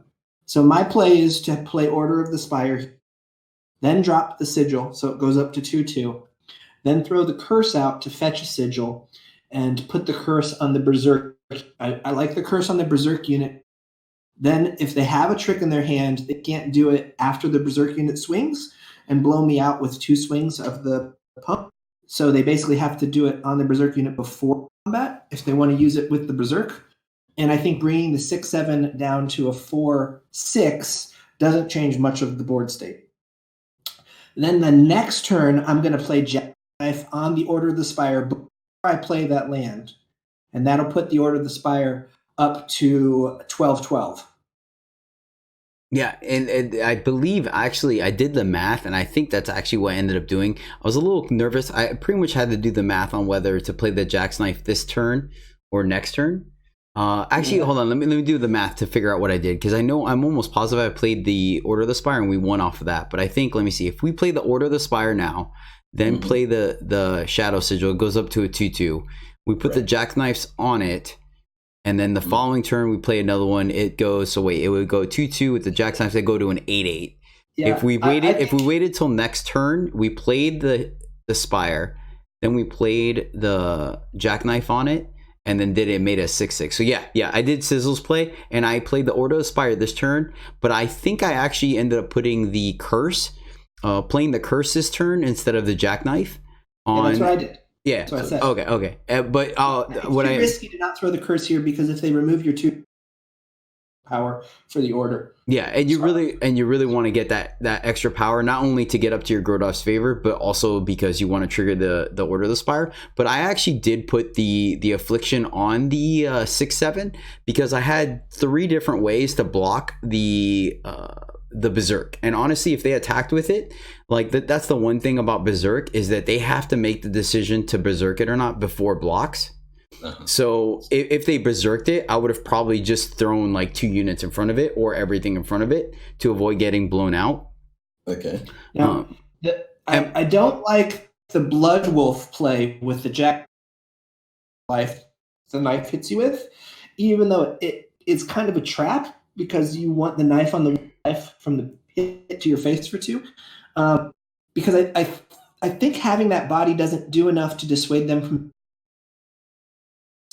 If their unit didn't have endurance, then the wolf could come down with the knife and they might not swing because they don't want you to swing back and gain life.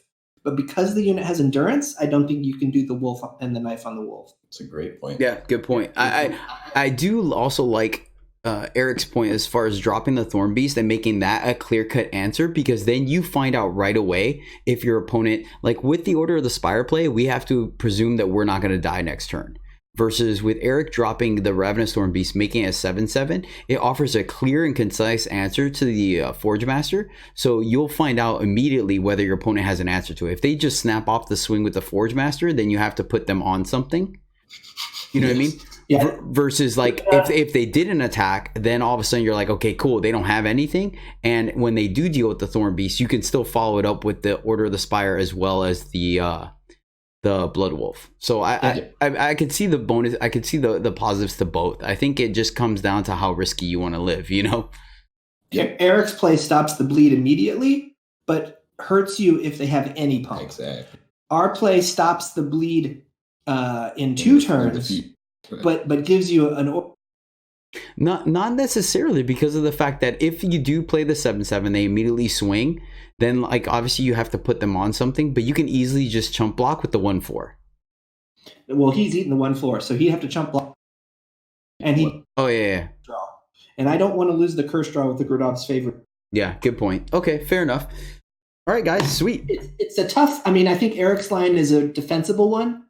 I think maybe some percentage of the community would go with Eric's line, 30 or 40%, and your line and mine would maybe be a chunk, and then some people would go the blood route, lifesteal right away.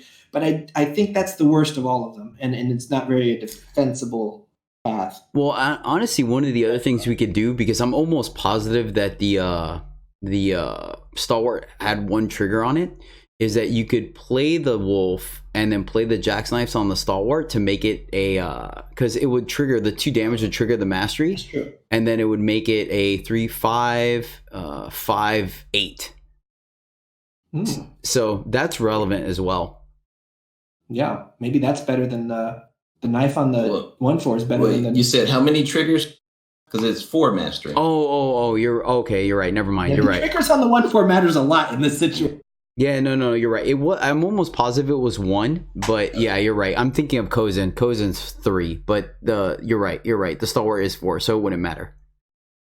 Yeah, but getting that up to a 5/8 would Be better than the that would probably be the best line actually. If we could trigger mastery on the Stalwart. Yep. Okay, sweet guys.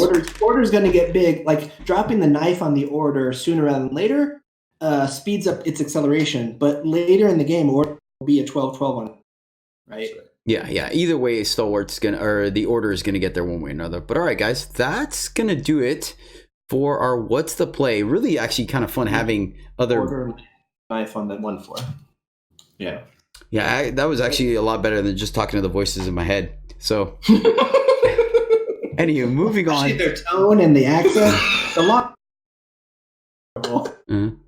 Hey Jedi, how you doing? You want to talk about What's the Play? That's your Long Island accent. That's wow. Thanks. That's a random voice.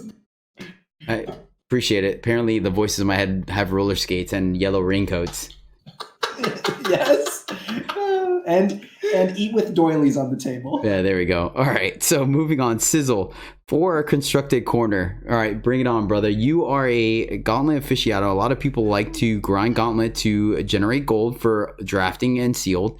So I typically like to talk about constructed deck, both expedition and ranked, as well as aggro and all that whatnot. So break us down with your latest brew on Gauntlet. Latest, he upgraded it.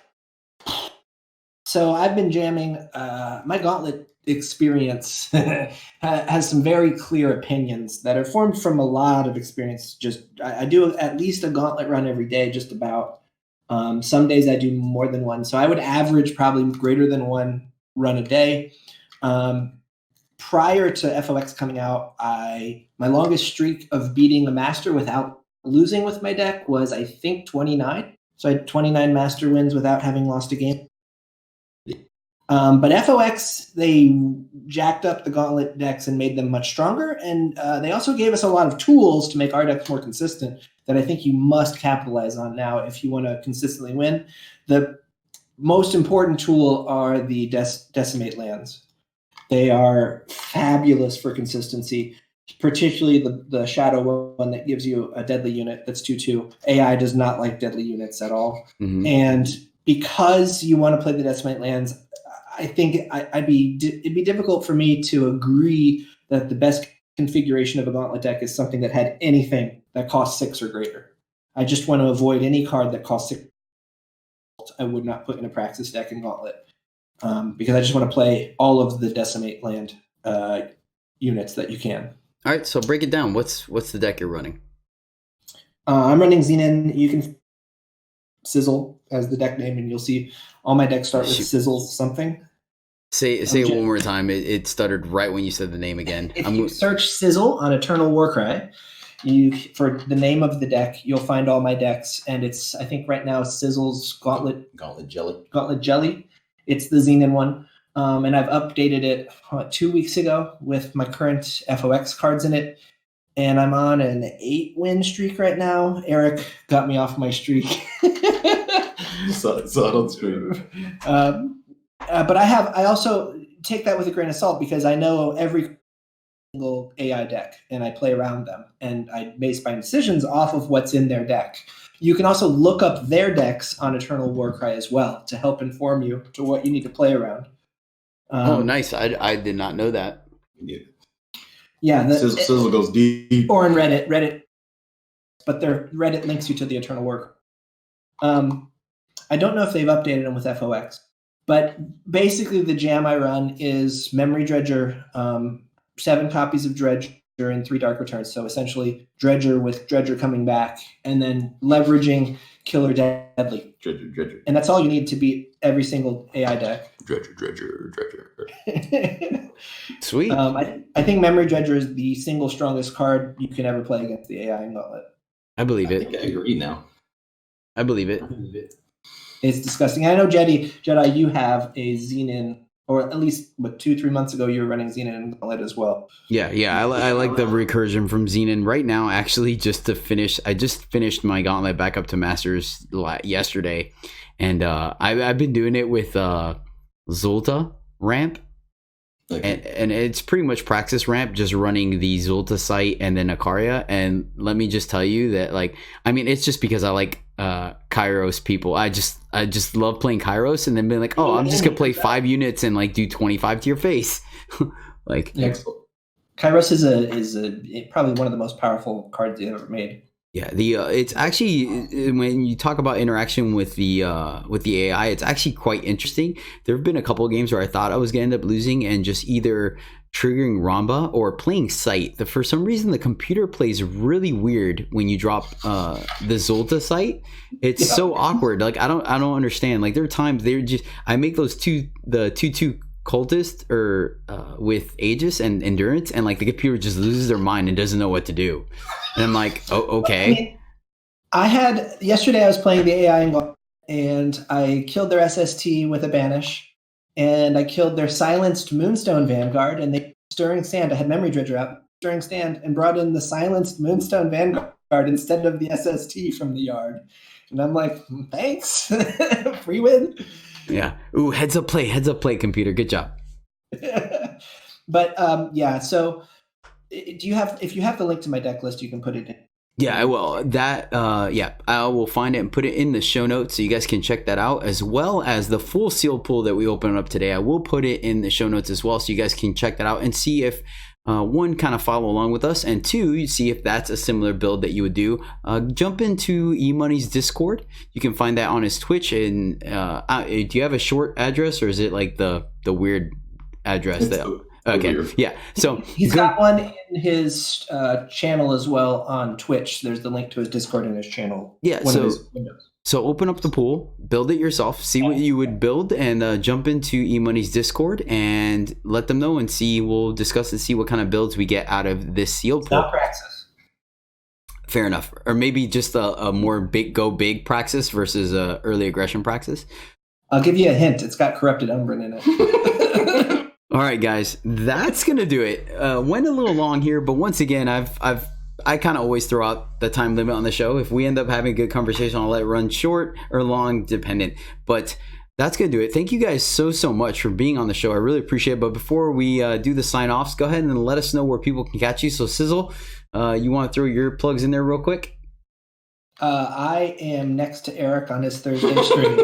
Boom, awesome. I'm not interested in streaming. I don't want to do it myself. I am often found in a variety of people's chat channels all week long. I've got, almost 800 blue balls in Eternal from just watching people streams. 800,000. 800,000. Yeah. So I've got more than most streamers have. Actually, off the cuff, because that just came to my head and my brain's always working. Have you ever thought about doing articles? Nope. Okay, cool. No, that's all. All right. My time is taken up being a dad, so yeah, fair enough. That's kind of important. I'm developing the hell out of my kid. And then Eric, I'm always on his Thursday morning stream. Thursday morning meaning Eastern. Yep. Okay. With that being said, eMoney, what is up, buddy? Where can people find you and talk to you at? I'm at 3 days a week now on Twitch, streaming. I named stream the Eric Experience. So just look that up on Twitch. And I do Thursday morning here at Cizzle's. That's 9 to 1 Eastern. He's late if he goes to Lincoln Square Pancake. And then I do Friday and Sunday nights, 5 to 9 Eastern also. So I have 3 streams a week. And then sometimes you do oddball streams here and there. Exactly. And sometimes you hop into Magic. Right. Yep. Sweet, guys. So remember, check it out, the Eric Experience. You can find me. You can follow me and the podcast at EJthePodcast at both YouTube and Twitter. You guys follow on Twitter. You can stay up to date on stream times as well as whenever new videos and stuff go up.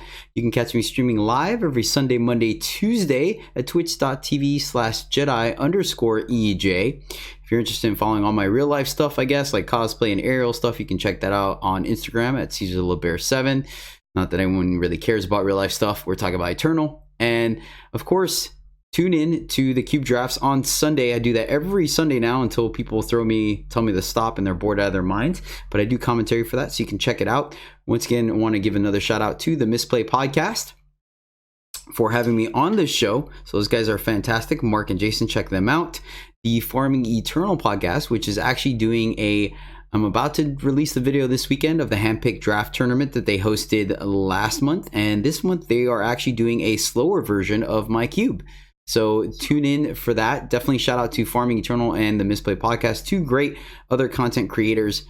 Those guys are doing great work. And once again, I'll have links in the show note to both the Seal Pool as well as Cizzle's decks. But that's going to do it, guys. Cizzle, thank you so much for being on the show. I really appreciate you taking the time and hosting us despite Discord being a huge pain today. You can also find me and Eric on your stream. Because we're always in your chat. Boom. We love watching some Jedi. Great. I didn't know you guys were lurking in my channel like that. No pressure. Whatever. I have subscribed to Jedi. Everyone else. My daughter knows that's Jedi stream. That's right. Yeah, the Punta ones, like it's the Jedi Order of Punts. Like, oh man, I pitched so many times, especially in the cube drafts, because I'm like trying to commentate so hard that I just forget to read the cards and I get blown out. There's like 3 clips on my channel right now of me just dying to lethal from like not reading a card. Like, all right, cool, that's the way it goes. Like, I hope you guys are here for the entertainment, because man.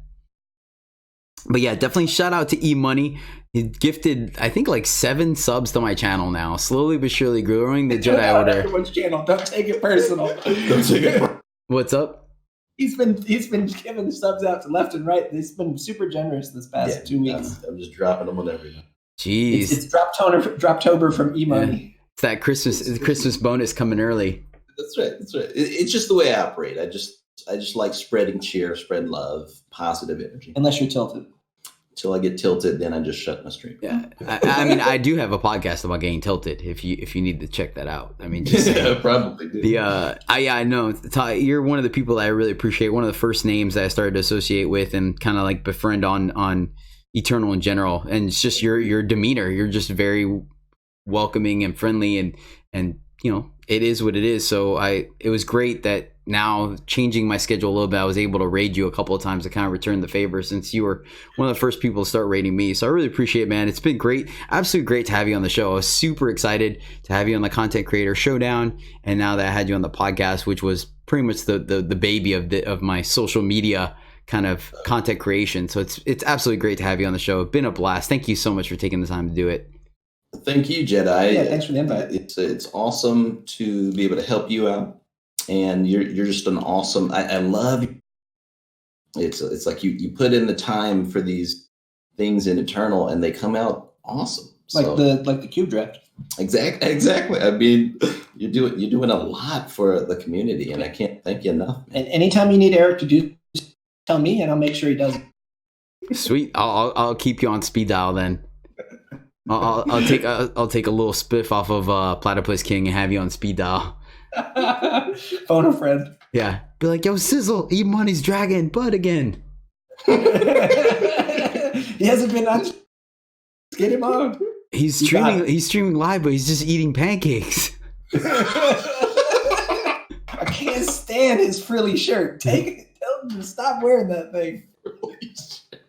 But all right, man, that's gonna call it a show. Thank you guys so much yet again, guys. I really appreciate it. Once again, tune in to E-Money Bags on Twitch, guys. 3 days a week. Definitely check him out. Quite educational, super great guy. Of course, you can catch his partner in crime, Cizzle, there live as well. And Tuesdays for sure, right, Cizzle? Tuesdays, Thursdays? Thursday. Anyway, it was a T in there. Yep. Thursday. When you're thirsty for some non-alcoholic Eternal, that's when. All right, guys, that's gonna do it. Thank you guys so much for watching. Once again, uptick the Reddit post, share the Twitters, like the YouTube, subscribe, all that good stuff. You know how it goes. Any little thing that lets us know that we're doing the right thing and help share and grow this great Eternal community of ours. Really appreciate it. Let me know how your sealed pools go. Let me know in the comments below. And until next time, happy gaming.